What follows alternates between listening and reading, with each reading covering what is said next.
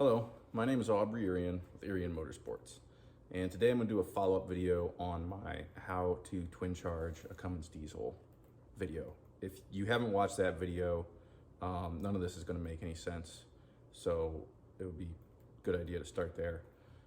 If you have watched that video, you know that I put a supercharger, a Whipple 200 series supercharger on my Cummins diesel, and then I routed that into my turbocharger to twin charge it.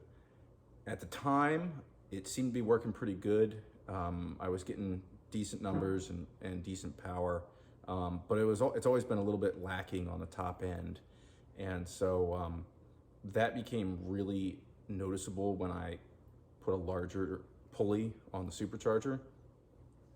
So I started doing some playing around with it, added a little bit more fuel, nothing made any difference. And then I got to thinking about it, and so the way the setup works is there's a sensor that'll read vacuum or boost between the supercharger and the turbocharger. So I can always know that if I'm getting vacuum between my supercharger and my supercharger's not spinning fast enough and I need to put a bypass valve in. Now, I never got any vacuum there, always read 2 PSI, even at the high RPM, always had 2 PSI. But I got to looking at it, and I'll show you a video here, but you can see this is the elbow that I had between the turbo and supercharger. And so what it was able to do is collapse down here by the turbocharger and restrict my flow. So up here, right at the base of the supercharger, still getting 2 PSI, but down here, it's restricting my flow into the turbo. So here's a clip for you so you can see exactly what's happening.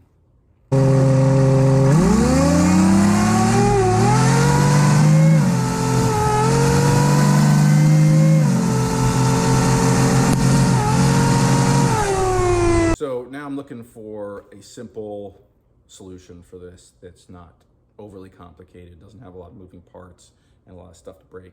I remember there was one guy that left a comment on the previous video that said he was talking about using a loud valve as a bypass valve. I did look into them, but it seemed to me like there was a good chance of having at least some leakage with those, because they're made for exhaust, not for intakes. You know, they're made for the high heat application and to mostly seal. What I ended up settling on was a check valve from PD Blowers. And this is pretty slick and simple. All I'm doing is taking that elbow. Of course, I went and made a steel elbow so that it can't collapse. And so I'll know now if it does read vacuum, if it is pulling too much. But, and then I teed off of that and then put in this big 3-inch check valve. You know, minimal moving parts. There's no vacuum actuator or boost actuator. So it's boosting 40 PSI now, no problem. That's what the wastegate's set for.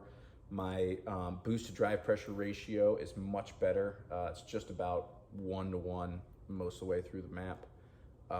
And I'm able to get a little bit more RPM out of it, about 3,500 on the last log I did.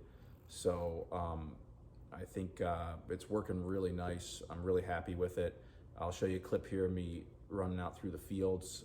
I don't know if you'll be able to hear it. When you're in the vehicle, you can hear the shift when that valve opens up. It's pretty noticeable.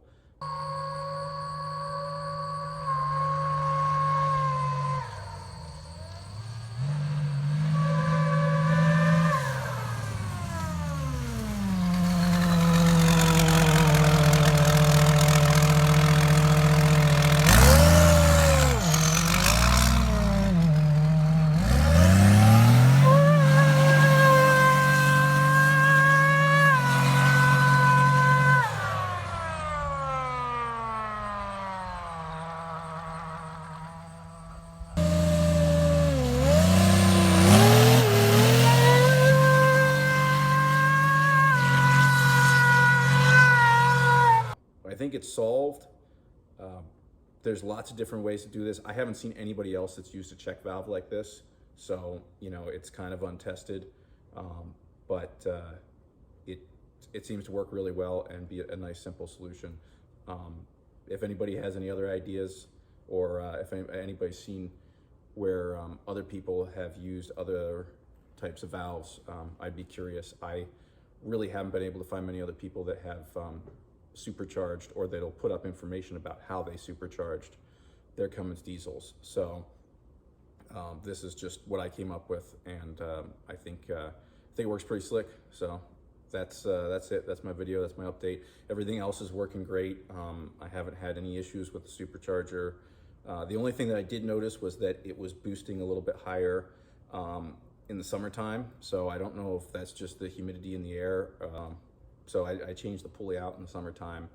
The 2 3/4 pulley was running a little bit too high a pressure at idle, which isn't really a problem, but I didn't need my belt squealing and making that much pressure at idle. So I went to a 3-inch, which seems to be pretty good. I tried a 3 1/4, and that dropped my boost down a little bit too much, where I wasn't getting the throttle response that I liked.